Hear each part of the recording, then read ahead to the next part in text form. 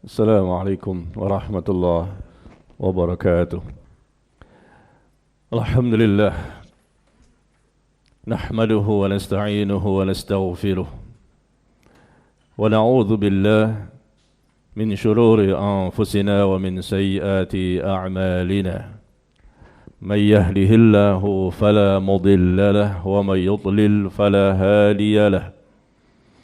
Asyhadu an la ilaha illallah wahdahu la syarika lah wa asyhadu anna Muhammadan abduhu wa rasuluh sallallahu alaihi wa ala alihi wasallam. Ya ayyuhalladzina amanu taqullaha haqqa tuqatih wa la tamutunna illa wa antum muslimun, amma ba'd.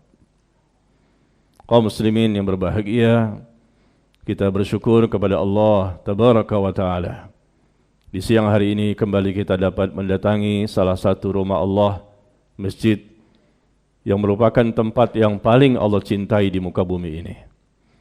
Kita bersyukur pada siang hari ini masih diberikan kesehatan, kesempatan, keluasan waktu serta nikmat lainnya untuk bisa melaksanakan ibadah salat Jumat secara berjamaah, dan kita berharap mudah-mudahan Allah menerima amal ibadah kita. Kaum muslimin yang berbahagia, suatu hari Ar-Rabi' bin Khuthaim, seorang ulama di zaman tabi'in, generasi setelah sahabat yaitu tabi'in, ada seorang ulama saleh, murid dari sahabat Abdullah bin Mas'ud radhiyallahu an yang bernama Ar-Rabi' bin Khuthaim rahimahullah. Beliau berjalan dan beliau melihat adanya anak-anak kecil sekolah dasar yang sedang menangis. Ada beberapa anak yang sedang menangis. Maka beliau pun bertanya kepada mereka, "Kenapa kalian menangis?" Maka anak-anak ini mengatakan bahwa hari ini adalah hari Kamis. Dan hari Kamis adalah hari di mana kami harus memperlihatkan buku catatan amal kami, catatan-catatan yang selama ini dicatat dari pelajaran-pelajaran yang telah dipelajari dan disetor kepada guru.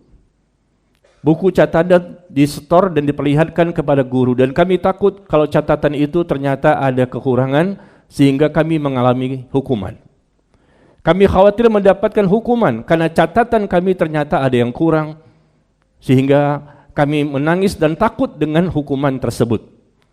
Maka Ar-Rabi' bin Khuthaim rahimahullah, beliau mengatakan, "Wahai orang-orang yang lalai, bagaimana nanti dengan kita ketika kita akan dibukakan buku catatan kita, kitab catatan amal nanti di akhirat yang akan diperlihatkan kepada Al-Jabbar, yaitu Allah tabaraka wa ta'ala." Dan beliau pun menangis setelah itu. Subhanallah, pelajaran ya. Anak kecil khawatir dan takut ketika akan diperiksa buku catatan mereka pada hari Kamis, karena dikhawatirkan mendapatkan hukuman dari gurunya kalau andai kata catatan itu ada yang salah dan kurang. Lalu bagaimana dengan kita? Kaum muslimin yang berbahagia, hidup kita singkat, mati itu pasti, dan dosa kita banyak, dan kita pasti akan datang kepada Allah sendiri-sendiri untuk mempertanggungjawabkan apa yang telah kita lakukan sepanjang hidup di muka bumi ini. Ketika kita mati, kita berada di alam kubur sekian lama, lalu kita nanti dibangkitkan di padang mahsyar. Di padang mahsyar juga begitu lama, dan ada proses-proses yang kita harus lalui. Di antaranya adalah proses dihisapnya amal seseorang. Apa yang telah kita lakukan, apa yang telah kita kerjakan, apa yang telah kita ucapkan, semuanya tercatat dalam catatan para malaikat. Idh yatalaqqal mutalaqiyani 'anil yamini wa 'anil shimali qa'id, ma yalfizu min qawlin illa ladaihi raqibun atid. Ingatlah ketika adanya malaikat yang akan mencatat perbuatan kita, yang satu duduk di sebelah kanan, yang satu duduk sebelah kiri, yang mencatat apapun yang telah kita lakukan, yang telah kita ucapkan. Ma yalfizu min qawlin, tidak ada satu pun ucapan yang kita sebutkan melainkan di sisinya ada malaikat yang mengawas dan mencatat. Inilah yang menjadikan para ulama sangat ketakutan. Levelnya para sahabat tabi'in, para ulama sangat ketakutan ketika nanti mereka dihadapkan kepada Allah sendiri-sendiri, nafsi-nafsi, dan mereka langsung mendengarkan firman Allah tabaraka wa taala di mana Allah akan membongkar berbagai macam perbuatan-perbuatan yang dilakukan selama di dunia. Jamaah sekalian berbahagia, inilah yang sangat kita takuti, karena inilah yang menentukan nasib seseorang, apakah nanti di surga ataupun nanti di neraka. Dan pada waktu itu seseorang akan dipanggil, dan mereka sebelumnya berlutut, semua manusia berlutut. Mereka menunggu panggilan, dan mereka akan dipanggil Fulan bin Fulan, Fulan bin Fulan, di tengah-tengah miliaran manusia yang ada di padang mahsyar. Mereka dipanggil dan menghadap Allah sendiri-sendiri, dan Allah akan berbicara dengan mereka tanpa penterjemah. Wa tara kulla ummatin jathiyah, kata Allah di surah Az-Zarsiyah. Allah mengatakan bahwa kamu akan lihat nanti bahwa setiap umat akan berlutut. Kullu ummatin tud'a ila kitabiha, setiap umat akan dipanggil, masing-masing akan dipanggil untuk melihat buku catatan amalnya selama di dunia. Al-yawma tujzauna ma kuntum ta'malun. Dan masing-masing semua orang itu akan diperlihatkan buku catatan amalnya, dan pada hari itulah mereka akan mengetahui bahwa ternyata amal yang mereka lakukan selama di dunia begitu banyak keburukannya, begitu banyak kejahatannya, begitu banyak kemaksiatannya. Jamaah sekalian, ini adalah sesuatu yang sangat mengerikan.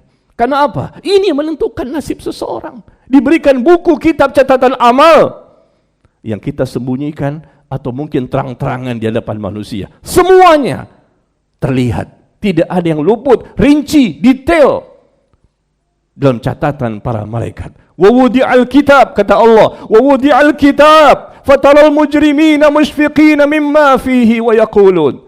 Maka dibukakanlah kitab itu, diperlihatkan kitab catatan amal nanti di akhirat. Maka orang-orang yang berbuat dosa, mereka merasa ketakutan dengan apa yang mereka lihat dalam kitab catatan amal tersebut. Dan mereka mengatakan, ya wailatana mali hadzal kitab. Aduh, celakalah kami, kitab apa ini? La yughadiru saghiratan wala kabiratan illa ahsaha. Yang kecil, dosa kecil tercatat, dosa besar tercatat, semuanya lengkap.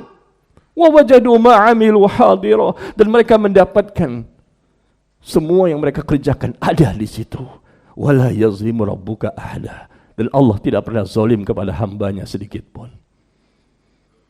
Kalau kita memahami dan menghayati ayat ini di surah Al-Kahfi, bagaimana Allah menjelaskan tentang kitab yang akan ditampakkan, dibukakan kepada seluruh manusia, yang kafir maupun yang muslim.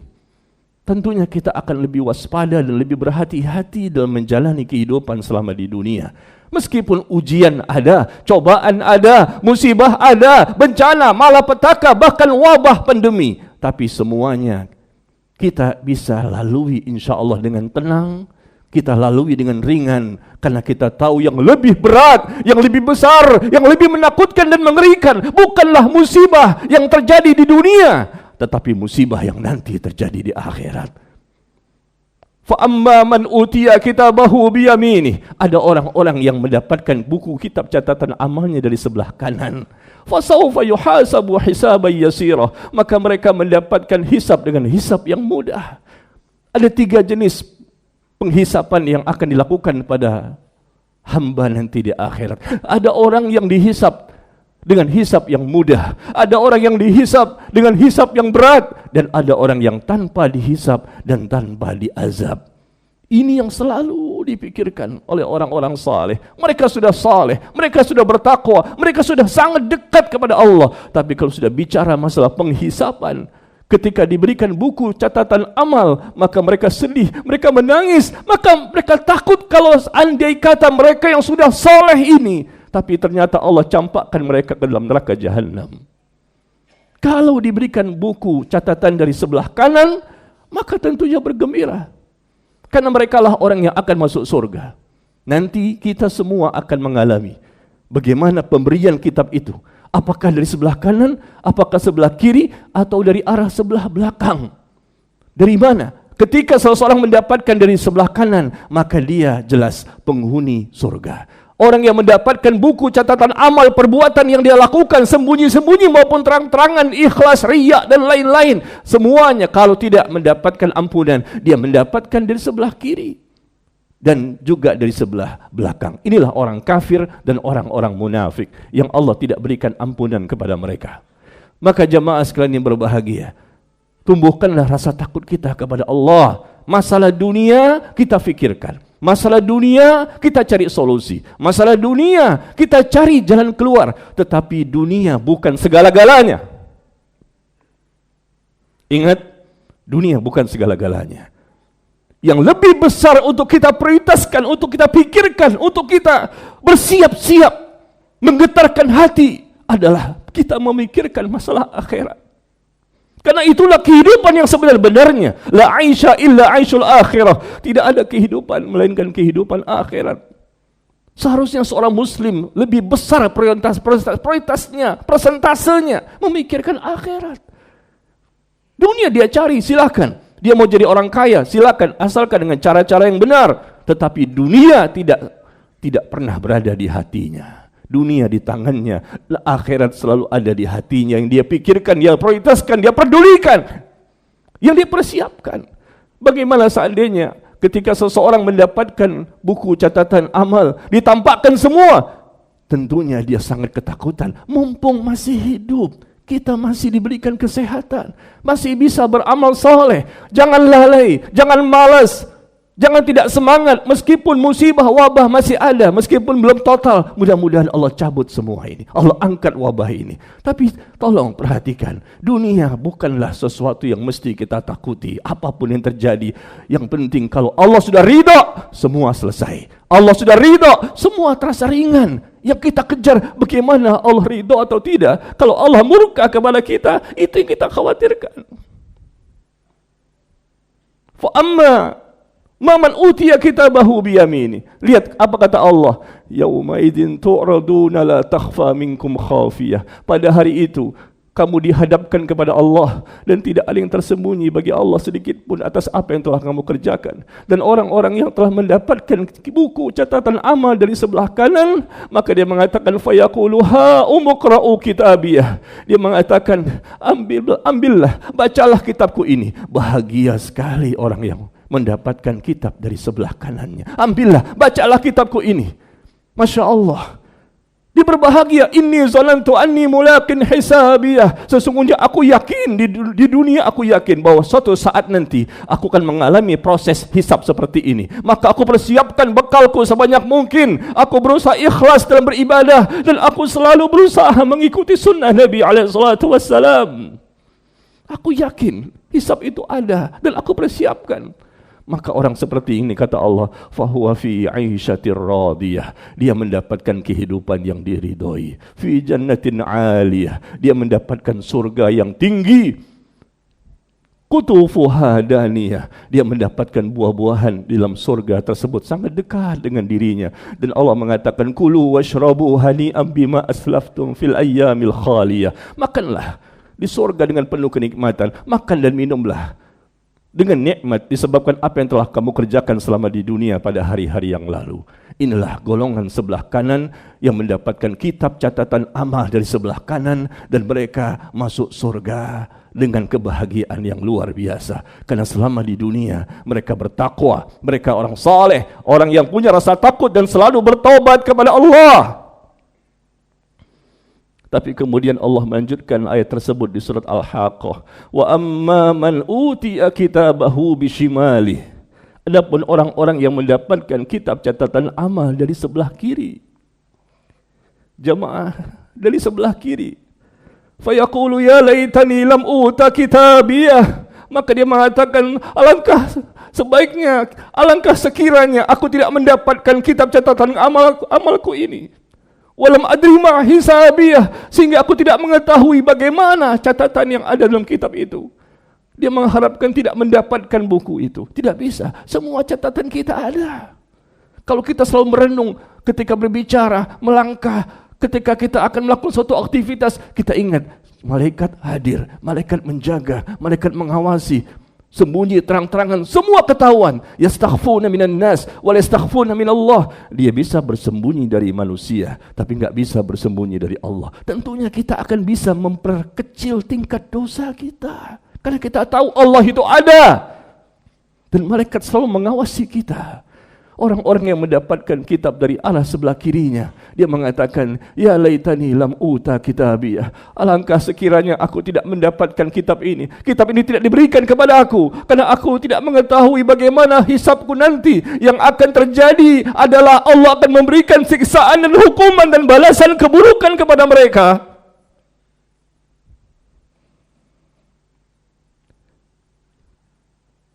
Ya laitaha kanatil qadiyah. Aduhai sekiranya kematian itulah yang menyudahi segala sesuatu. Dia menginginkan kalau sudah mati, selesai. Tidak ada lagi pertanggungjawaban, tidak ada lagi penghisapan, tidak ada lagi penimbangan amal. Dia inginkan seperti itu, tapi terjadi tidak demikian. Ya laitaha kanatil qadiyah. Maka Allah mengatakan, ini adalah suatu hal yang pasti terjadi. Semua orang akan ditimbang, semua orang akan dihisap amal yang telah mereka lakukan selama di dunia. Sampai mati, mulai dari baligh sampai dia mati. Apa yang telah dia lakukan, apa yang telah dia ucapkan, apa yang telah dia kerjakan, ini menjadi sesuatu yang sangat mengerikan dan menakutkan. Kalau betul-betul kita sebagai seorang muslim, seorang mukmin yang bertakwa, pasti kita akan sedih, karena kita belum tahu akhir kehidupan kita. Pasti kita insya Allah menjadi orang yang tidak lalai, karena semuanya akan berat nanti ketika sudah sampai di akhir. Ma'aghna anni ma'aliyah. Kekayaan tidak bermanfaat sama sekali ketika dihisap, mungkin dengan hisap yang lebih berat, karena ternyata kekayaan tersebut tidak digunakan untuk perkara yang baik. Bahkan halaka anni sultaniyah, kekuasaan, kedudukan, jabatan yang dimiliki selama di dunia tidak bermanfaat, karena di sana yang bermanfaat iman dan amal saleh. Bukan kekayaan, bukan kedudukan, bukan kemuliaan yang selama didapatkan di dunia. Maka ketika mereka jelas menerima kitab catatan amal dari sebelah kiri, dan mereka pun akan mendapatkan azab, maka Allah pun berfirman, khudhuhu fagulluh, khudhuhu fagulluh. Maka tangkaplah dia, berogol dia, belenggu tangannya ke lehernya. Allah perintahkan orang seperti ini untuk diazab. Khudhuhu fagullu, thumma al-jahim sallu. Kemudian masukkan dia ke dalam neraka jahanam yang apinya menyala-nyala. Thumma fi silsilatin zar'uha sab'una dhira'an fasluku. Kemudian belitlah dia dengan rantai yang panjangnya sepanjang 70 hasta. Apakah kita tidak sedih? Apakah kita tidak takut dengan berita seperti ini? Jangan pernah merasa percaya diri, pede. Saya sih sepertinya orang soleh, saya sih sepertinya orang bertakwa. Tidak mungkinlah, ini ayat untuk orang kafir. Saya kan muslim. Iya, kita memang muslim, tapi muslim terbagi dua. Ada muslim yang mukmin dan ada muslim yang munafik. Di mana posisi kita? Jangan-jangan pada hari ini kita masih muslim munafik dalam pandangan Allah. Masih banyak tanda-tanda keimanan yang mestinya kita ikuti, yang kita pelajari, yang kita amalkan. Ternyata tidak, belum kita amalkan. Jangan-jangan Allah melihat sebagai muslim munafik, sehingga besar peluang untuk mendapatkan azab. Na'udzubillah min dzalik. Maka kaum muslimin yang berbahagia, bertaubatlah kita kepada Allah. Bertaubatlah kita kepada Allah dengan taubat nasuha. Masih ada nafas pada diri kita, dan malaikatul maut belum datang untuk mencabut nyawa. Kalau andai kata kita tidak bersiap-siap, maka malaikatul maut mencabut nyawa, kondisi kita adalah su'ul khatimah. Dan kalau andai kata kita tidak bersiap-siap, maka Allah tidak berikan ampunan dan keridhaan. Dan kalau kita tidak bersiap-siap sampai hari ini, tentunya besar peluang nanti mendapatkan siksa kubur. Siksa kubur yang sangat mengerikan dan menakutkan. Barang siapa yang Allah mudahkan berada di alam kubur nanti, maka dia akan mudah nanti melalui proses-proses kehidupan berikutnya. Tapi kalau sudah di alam kubur saja sudah mendapatkan siksa kubur, maka peluang yang sangat besar orang itu mendapatkan kesusahan dan kesulitan dan lebih berat untuk menghadapi proses kehidupan alam akhirat berikutnya. Bersyukurlah kita kepada Allah, bertaubat dengan sebenar-benarnya, kecilkan dunia, besarkan akhirat. Kita sering sholat dengan mengucapkan Allahu Akbar. Tahukah kita artinya? Allah Maha Besar. Allah Maha Besar. Berkali-kali kita mengucapkan kalimat Allahu Akbar dari subuh sampai isya. Belum lagi salat-salat sunnah. Allah paling besar, Allah Maha Besar. Berarti kalau Allah memang paling besar dan Maha Besar yang kita ucapkan setiap hari dalam salat puluhan kali, berarti selain Allah kecil. Berarti dunia ini kecil. Apapun semuanya menjadi kecil. Allah lah yang lebih kita takuti. Allah lah yang lebih kita besarkan dibandingkan yang lain. Tapi terkadang ada kaum muslimin, kita tidak bicara orang kafir, kita bicara sesama kita kaum muslimin.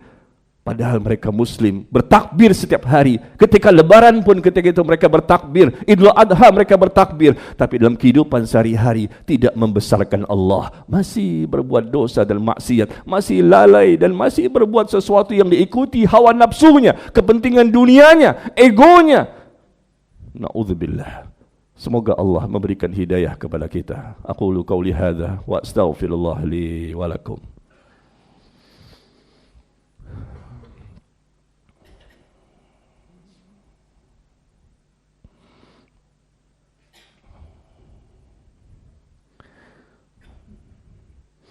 Alhamdulillah hamdan katsiran thayyiban mubarakan fihi kama yuhibbu rabbuna wa yarda. Wa nusalli wa nusallim ala nabiyyina Muhammad wa ala alihi wa ashabihi ajma'in, amma ba'd. Kaum muslimin yang berbahagia, sekali lagi saya mengajak diri saya pribadi dan semua yang hadir, kita bertemu di Jumat ini. Belum tentu kita bisa bertemu lagi Jumat yang akan datang. Kita bertemu di siang hari ini, belum tentu nanti asar kita bisa bertemu kembali. Sudah banyak orang-orang yang mati meninggalkan kita. Tetangga kita meninggal, saudara kita meninggal, teman kita meninggal. Apalagi selama pandemi ini setahun setengah lebih, kita saksikan begitu banyak orang yang mati. Seharusnya hati ini semakin lembut. Hati ini semakin lembut.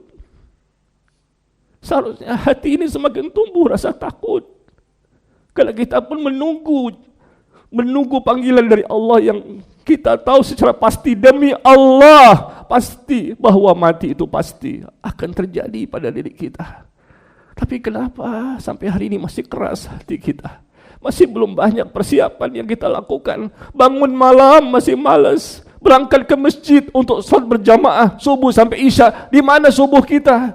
Apakah salat berjamaah di masjid? Kita laki-laki bukan perempuan. Laki-laki wajib di masjid. Kenapa masih salat di rumah?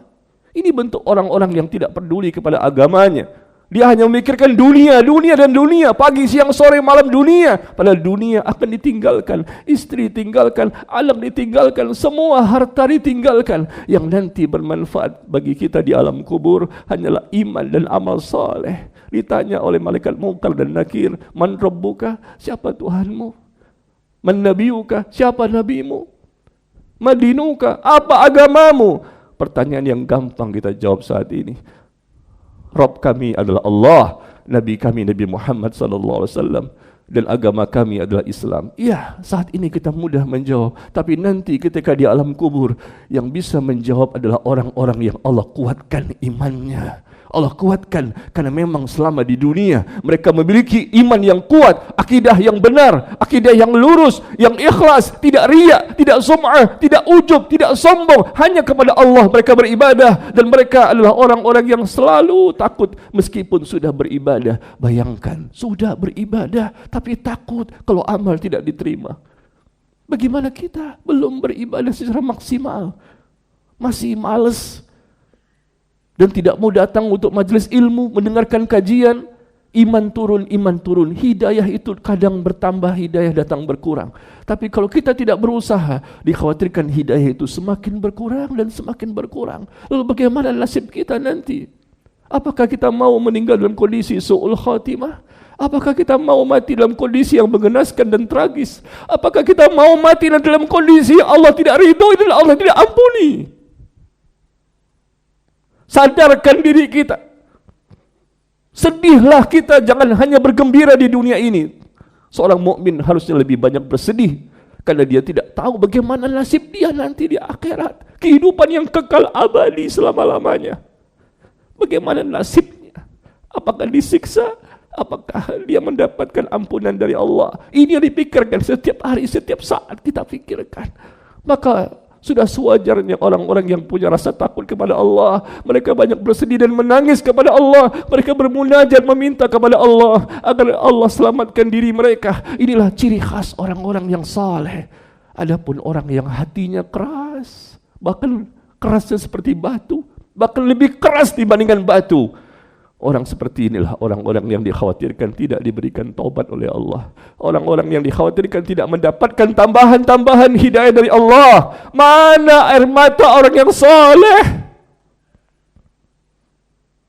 Mana orang-orang saleh dengan air matanya ketika mereka bermunajat kepada Allah pagi, siang, sore, maupun malam, ketika sendirian dan ketika di tengah keramaian, dia selalu ingat kepada Allah.